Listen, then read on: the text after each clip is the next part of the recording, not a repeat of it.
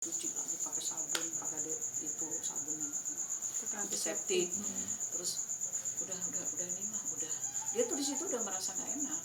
Alhamdulillah masih punya pikiran nggak enak. Makanya dia kadang kalau itu tuh suka dikit-dikit saling mungkin kayak minta maaf gitu. Cuman kan dia belum bisa ngomong jelas, paling kalau habis diurusin gitu saling itu bisa sehari berapa kali pokoknya kalau habis pipis nih rasa terima kasih juga kali ya, Ridhonya mama maafin mama Ridho gitu. Terus Anan santai aja, Anan usah punya pemikiran mama capek kasihan dia, nggak usah.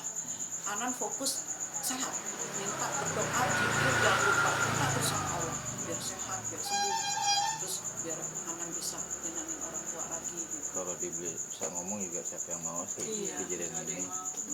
Masa mudanya habis buat ngurus di rumah sakit aja gitu. Kodarullah namanya juga musibah kan.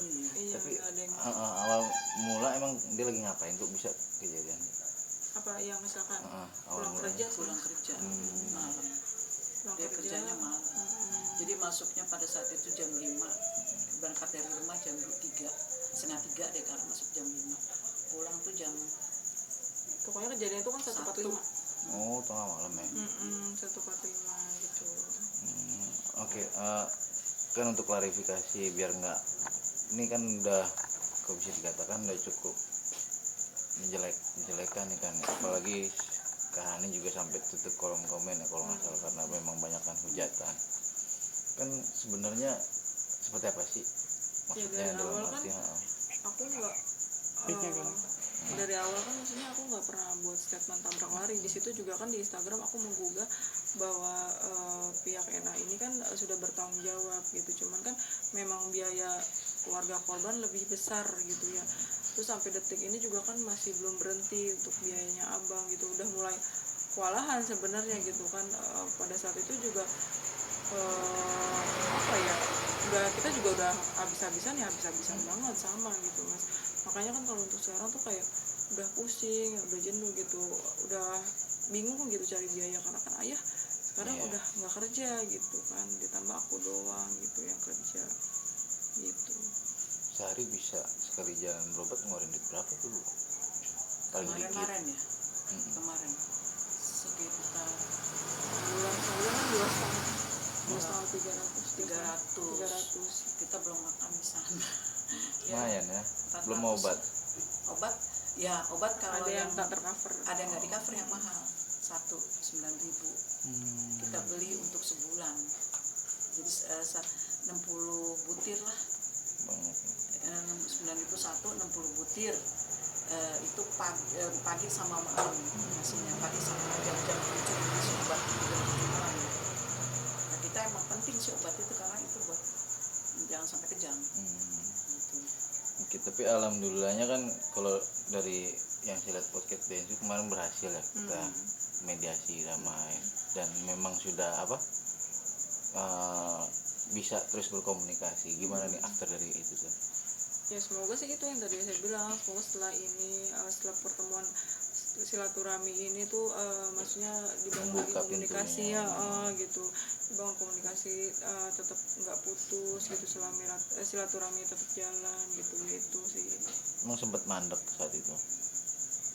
Iya waktu itu. Oke. Kalau untuk perihal hukumnya mungkin boleh ditanyakan nggak Mas saya? Boleh. Tadi kan juga abang udah ngenot kalau mau bicara hukum sama beliau. Izin nih bang, gimana nih bang perihal peristiwa ini nih bang sebagai kuasa hukum? Iya baik.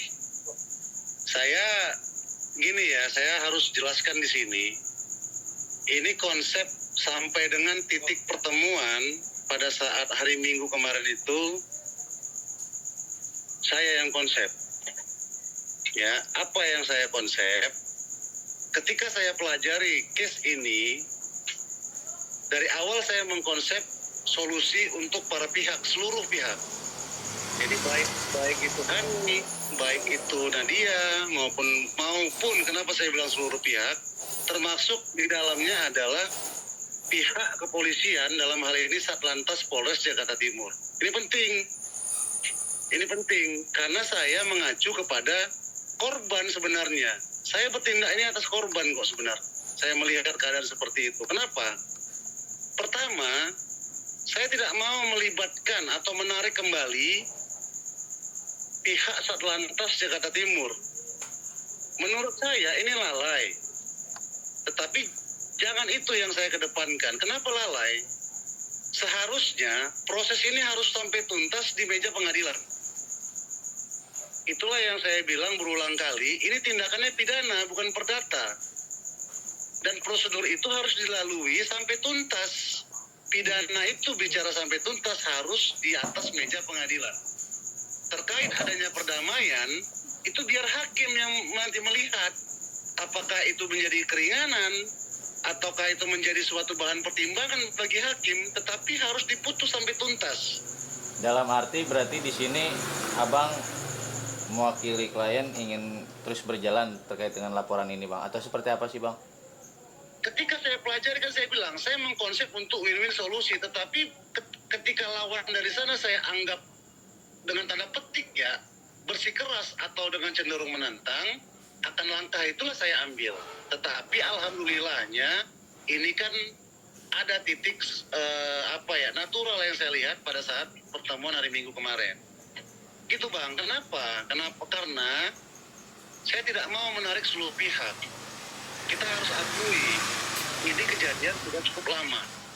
Tetapi penting harus kita klarifikasi, harus kita bersihkan. Korban ini tuh abang lihat sendiri keadaannya. Kita sudah bisa lihat sendiri keadaannya. Ya, dan korban ini berdasarkan data yang saya punya, kenapa dia sampai seperti ini? Data itu konkret mengacu kepada kejadian 2013 sehingga efeknya sampai sekarang dia seperti ini. Terkait ada kerja dia 3 hari segala macam, apa kalau dikasih waktu saya diberikan waktu biar saya jelaskan begini ya.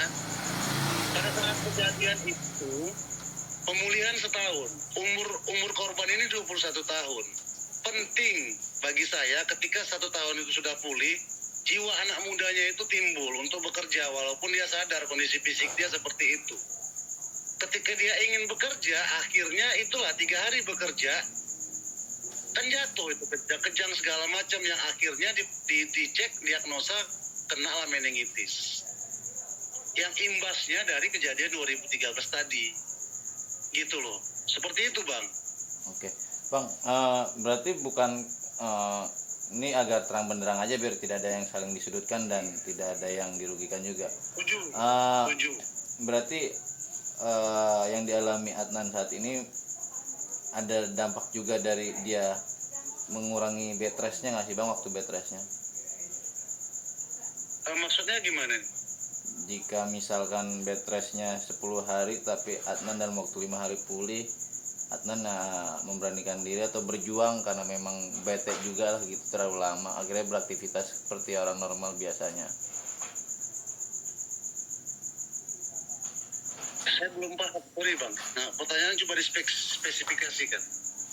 Ketika dokter menjatuhkan vonis 10 hari baru bisa sembuh dan beraktivitas, namun 5 hari dia Adnan merasa sudah oke, ya udah kira tidak perlu menunggu 10 hari dia beraktivitas dalam waktu 5 hari. Iya, karena gini, memang kan efek ini tidak langsung ya bang ya. Efek ini tidak langsung. Karena sih merasa kita gini, kita jujur, jiwa muda ini kan kita coba pahami lah. Bagaimana keadaan dia 21 tahun itu. Karena dia sadar kondisi fisiknya dia punya jiwa muda tadi, dilihatnya orang tuanya pun dalam keadaan pas-pasan, berupayalah untuk berusaha mencari kerja dan segala macamnya dengan jiwa muda tadi dia. Tapi pada akhirnya sampailah dengan sekarang itu, kondisinya sekarang itu, Pak. Itu maksud saya. Oh, oke. Dalam arti tetap ini balik lagi untuk Adnan, berarti laporannya sudah selesai, dalam arti perkara hukumnya clear ya? Nah, sebentar, belum. Oh, ya, itu makanya saya bilang, saya emang konsep untuk mencari win-win solusi tadi. Apa tuh bang, poin win-win solutionnya bang? Poin yang penting dalam win-win solution itu apa tuh bang? Agar bisa diketahui bersama, agar jelas gitu bang, terang benderang. Solusi untuk seluruh pihak bang. Solusi untuk seluruh pihak. Ya, bagaimana dalam hal ini Satlantas Jakarta Timur, bagaimana kita, itu makanya saya kan lagi di Medan, saya akan duduk bareng nanti dengan pihak Satlantas Jakarta Timur, bagaimana ini persoalan itu untuk tuntas secara hukum. Karena tadi saya bilang, tuntas secara hukum itu harus di meja pengadilan. Tetapi niat kita ini kan adalah kekeluargaan. Itulah yang kita kedepankan. Makanya pihak Nadia, terima kasih saya telah datang. Ini dianggap dengan pihak Adnan ini sudah selesai. Tapi secara hukum harus dituntaskan.